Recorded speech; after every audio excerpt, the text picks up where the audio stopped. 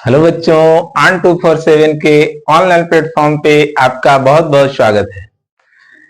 10th की तैयारी उम्मीद है आपकी अच्छी चल रही होगी, है ना। सब कुछ हो गया, एडमिट कार्ड आ चुका है, सेंटअप एग्जामिनेशन हो गया, बोर्ड का प्रैक्टिकल एग्जामिनेशन हो गया। तो अब आपकी बोर्ड की एग्जाम की बारी है और उम्मीद कर रहे हो कि आप बहुत अच्छे से, बहुत मेहनत से तैयारी कर रहे होंगे, क्योंकि उसके अलावा कोई रास्ता नहीं है, आपको पढ़ना ही पड़ेगा, है ना। उधर प्रकाश का प्रवर्तन, अपवर्तन और केमिस्ट्री में लगभग, है ना, सारे टॉपिक को हम डिस्कस कर चुके थे। अब बारी है एक बहुत ही महत्वपूर्ण, है ना, विद्युत धारा, इलेक्ट्रिक करंट का चैप्टर। अभी तक जो पढ़े आप, है ना, प्रकाश का प्रवर्तन हो, मानव नेत्र हो, अपवर्तन हो, वो सारा लाइट का पार्ट था। अब बिल्कुल एक नया विद्युत धारा, इलेक्ट्रिक करंट, तो इससे जुड़ा हुआ 2 क्लास आएगा। एक क्लास में आज हम कुछ महत्वपूर्ण टॉपिक को डिस्कस करेंगे और दूसरा क्लास जो आएगा उसमें फिर बचे हुए जो शेष पार्ट रहेगा उसका हम डिस्कस करेंगे और साथ में एनसीईआरटी का और भारतीय भवन का क्वेश्चन आंसर भी करेंगे। तो उम्मीद है आप क्लास को देखिएगा और सारा पढ़ चुके हैं। एक बार खाली आपको इसको देख लेना है पूरा शुरू से अंत तक। एक एक स्टेप में कई ऑब्जेक्टिव और कई सब्जेक्टिव प्रश्न छुपा होगा जो एग्जाम में डायरेक्ट आने वाला है। कंप्लीट रिवीजन है ये, कोई गेस्ट क्वेश्चन VVI नहीं है, कंप्लीट आपका रिवीजन है विद्युत धारा का। तो आइए शुरू करते हैं। कुछ टॉपिक्स जो मेन है ना, इतना तक डिस्कस करें, इसके बाद और भी बताएंगे आपको। तो सबसे पहला है विद्युत आवेश। इस चैप्टर का नाम क्या है? Electric current. इलेक्ट्रिक करंट, है ना, विद्युत धारा। इसी के बारे में आपको पूरा पढ़ना है इसमें। देखिए, तो पहला है विद्युत आवेश। विद्युत आवेश क्या होता है? तो ये किसी भी पदार्थ का आंतरिक गुण है। इसका न तो उत्पन्न कर सकते हैं और न ही इसका नाश होता है। विद्युत आवेश 2 प्रकार का होता है। एक ध्यान रखेंगे, विद्युत आवेश 2 प्रकार का। एक है आपका धन आवेश और दूसरा है आपका, है ना, ऋण आवेश। दूसरा है आपका ऋण आवेश। पॉजिटिव चार्ज और निगेटिव चार्ज दोनों में रिलेशन क्या होता है? धन आवेश और ऋण आवेश में, है ना, कि अगर समान आवेश है, दोनों धन आवेश है, तो प्रतिकर्षण बल लगेगा, यानी दूर ढकेलेगा एक दूसरे को। चाहे दोनों ऋण आवेश हो, चाहे दोनों धन आवेश हो, एक दूसरा को ये डिस्टेंस पे ले जाएगा, यानी प्रतिकर्षण बल लगेगा। और अगर एक धन हो, एक ऋण हो, यानी आवेश असमान हो, तो उसको अट्रैक्ट करेगा, है ना, आकर्षण बल लगेगा। इस प्रॉपर्टीज पे ऑब्जेक्टिव प्रश्न भी आता है कि 2 समान आवेशों के बीच कैसा बल लगता है? प्रतिकर्षण बल लगता है। तो इसे भी आप ध्यान रखें कि आवेश 2 प्रकार का, धन आवेश और ऋण आवेश। समान आवेशों के बीच, है ना, समान आवेश कहने का मतलब कि दोनों धन, है ना, कौन सा बल लगेगा? प्रतिकर्षण। कौन सा बल? प्रतिकर्षण। प्रतिकर्षण मतलब समझना है कि वो धक्का देगा एक दूसरा को, आपस में की ओर आकर्षित नहीं करेगा, अट्रैक्ट नहीं करेगा। दूसरा है असमान आवेश, है ना, असमान आवेश। इसके बीच कौन सा बल लगेगा? इसके बीच बल लगेगा आपका आकर्षण बल लगेगा। इसके बीच लगेगा आकर्षण बल लगेगा। समझ गए बात? तो समान आवेशों के बीच प्रतिकर्षण बल, जबकि असमान आवेशों के बीच आकर्षण बल। क्लियर है ये? और जब एसआई मात्रक की बात आ जाएगा तो विद्युत आवेश का एसआई मात्रक जो होता है वो होता है कूलाम, है ना। क्या होता है?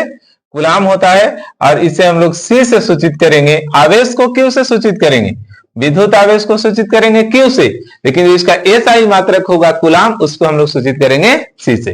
कितनी सारी जानकारी आपको मिली कि आवेश क्या है, आवेश कितने प्रकार के होते हैं? तो 2 प्रकार के होते हैं। ध्यान, कई बार तो डायरेक्ट ऐसे प्रश्न पूछ दिया है कि आवेश कितने प्रकार के होते हैं। वेरी सिंपल, आज जान गए आप लोग कि 2 प्रकार के होते हैं, पहले से भी जानते हैं।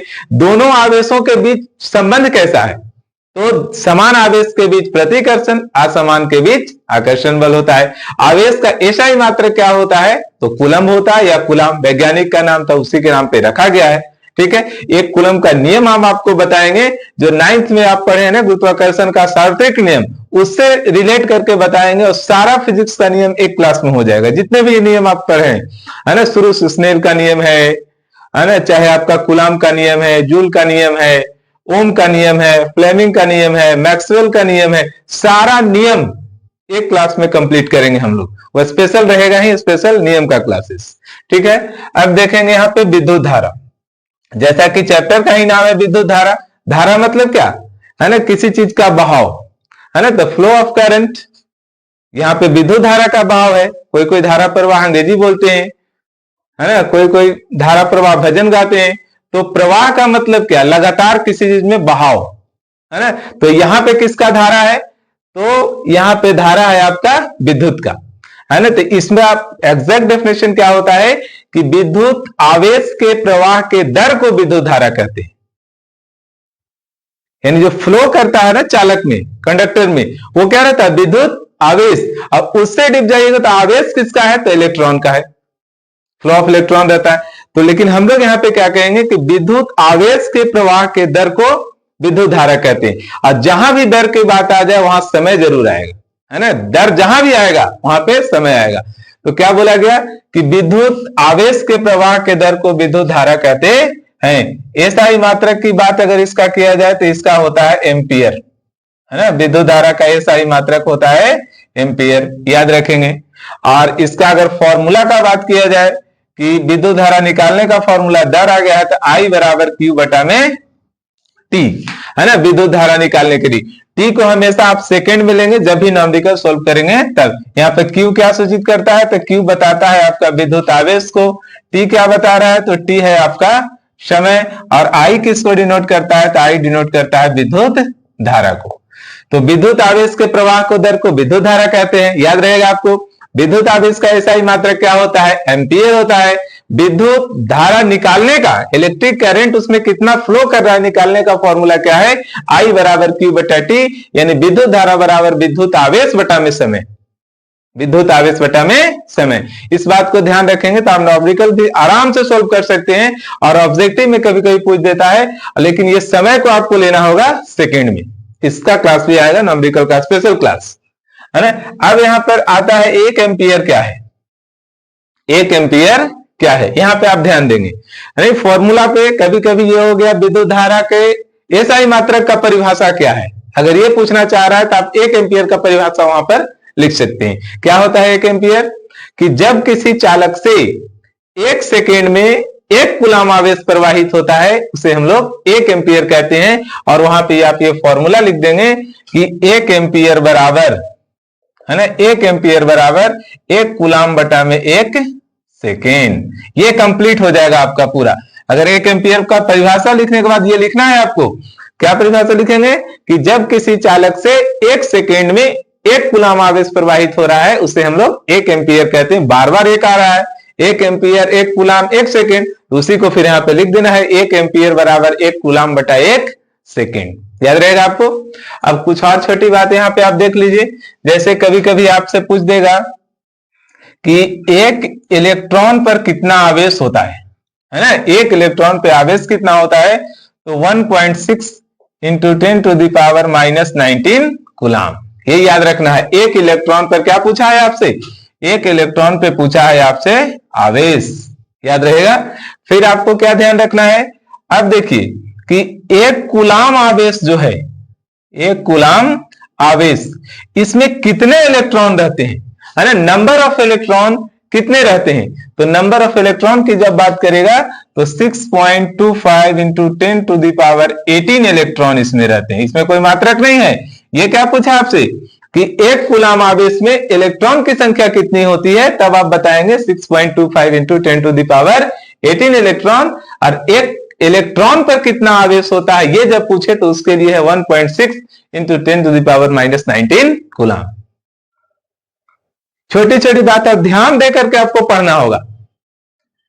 अगर आप ध्यान देकर पढ़ते हैं तभी बोर्ड में आप स्कोर कर पाएंगे, नहीं तो गेस्ट पेपर, किसी टीचर का नोट्स ये लेके रटते रह जाएंगे, नहीं होगा। आपको लिखना है, पढ़ना है, बार बार प्रैक्टिस करना है, और मात्र एक ही रास्ता है ना। बोर्ड का एग्जाम दोबारा आने वाला नहीं है, मात्र 15 दिन समय है, अभी से भी पढ़ना है, रिवीजन करेंगे। अगर आप ठान लेंगे ना तो एक दिन में एक चैप्टर साइंस, एक चैप्टर मैथ को रिवाइज किया जा सकता है, लेकिन अगर आप मानेंगे ऐसा तब। और बहुत बच्चे अभी भी टाल रहे हैं, है ना, कि 26 जनवरी के बाद वो भी खत्म, तो अब सरस्वती पूजा के बाद, तो आप टालते जाएंगे, धीरे धीरे आपका एग्जाम नजदीक आएगा और लगातार कोई ना कोई रास्ता में बाधा आते रहेगा और फिर लास्ट में आप कहेंगे कि अब क्या पढ़ें, स्कोर नहीं हो पाएगा। तो पढ़ना आपको क्या है, जरूरी है। देखिए फिर है विद्युत विभव, यहां तक बात हो गई, आपको समझ में आ गया होगा एक इलेक्ट्रॉन पे।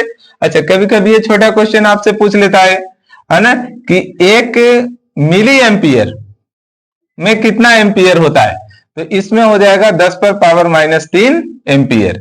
फिर पूछ सकता है एक माइक्रो एम्पियर, है ना, एक माइक्रो, ऐसा सिंपल रहेगा, सिंबल रहेगा इसका म्यू का, एक माइक्रो एम्पियर बराबर कितना होता है, तो 10 पर पावर -6 एम्पियर, यानी ये एम्पियर से छोटा है, माइनस पावर जहां जा रहा है तो ये वैल्यू बड़ा है, ये माइक्रो एम्पियर छोटा है किससे, एम्पियर से। अब मिली एम्पियर भी छोटा है एम्पियर से, तो ये भी याद रखेंगे कि एक मिली एम्पियर है, ये मिली एम्पियर बराबर 10 पर पावर -3 एम्पियर, और माइक्रो एम्पियर की बात करेगा तो 10 पर पावर -6 एम्पियर। ये छोटी छोटी बात ऑब्जेक्टिव के लिए अत्यंत महत्वपूर्ण है।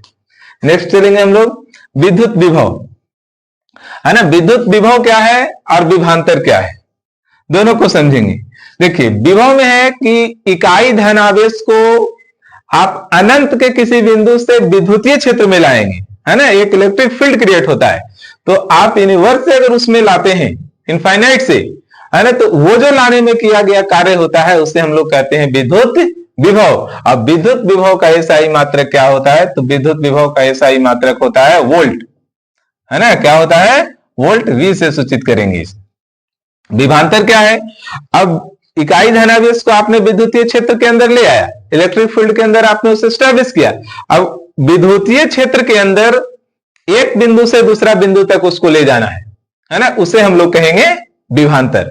और विभवांतर मतलब क्या, कहीं कहीं तो यह भी देता है कि विद्युत विभव में जो अंतर होता है उसे विभवांतर कहते हैं, कि यहाँ पे लाना है उसको, और लाने में जो किया गया कार्य होता है उसे ही कहते हैं विभवांतर। विभवांतर का एसआई मात्रक भी वोल्ट ही होता है ना, विभवांतर का एसआई मात्रक भी क्या होता है, वोल्ट होता है। और अगर फॉर्मूला की बात किया जाए तो V बराबर W बटा में Q, जहां V आपका हो गया विभवांतर और W हो गया लाने में किया गया, ये जो किया गया कार्य है सो, और Q हो गया विद्युत आवेश। समझ गए, न्यूमेरिकल में आएगा।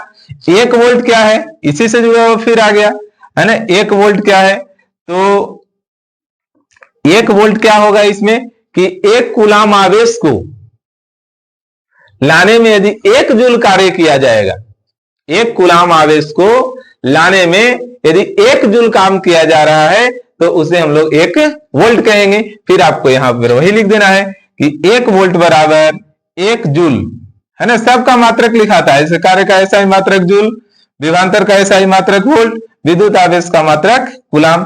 तो 1 वोल्ट बराबर 1 जूल बटा में 1 कूलाम, है ना। एक जहां भी आएगा, 1 ओम आएगा, अभी पढ़ेंगे हम लोग, 1 वॉट आएगा, तो सब जगह आपको ही करना है, उसका मात्रक लिख देंगे। मात्रक का परिभाषा भी डायरेक्ट ऐसे कभी कभी पूछ देता है, समझ गए, तो उम्मीद है ये बात भी। अब यहाँ पर 2 उपकरण का नाम आ गया, एक उपकरण है आपका ए मीटर और एक है वोल्ट मीटर, इससे डिफरेंस भी पूछते रहता है। देखो क्या डिफरेंस है, ए मीटर, है ना, तो सबसे पहले जानेंगे ए मीटर क्या है। तो ए मीटर एक यंत्र है, उपकरण है, आपके घर में भी लगा होगा। विद्युत परिपथ क्या है, जिसमें सारे उपकरण लगे हैं, कहीं बल्ब है, कहीं पंखा है, कहीं टीवी है, कहीं फ्रिज है, जो भी विद्युतीय उपकरण लगे हैं और जिस रास्ता से करंट फ्लो कर रहा है वो आपका विद्युत परिपथ है। तो विद्युत परिपथ में एक उपकरण लगाया जाता है ए मीटर, कहीं कहीं आ मीटर लिखेगा।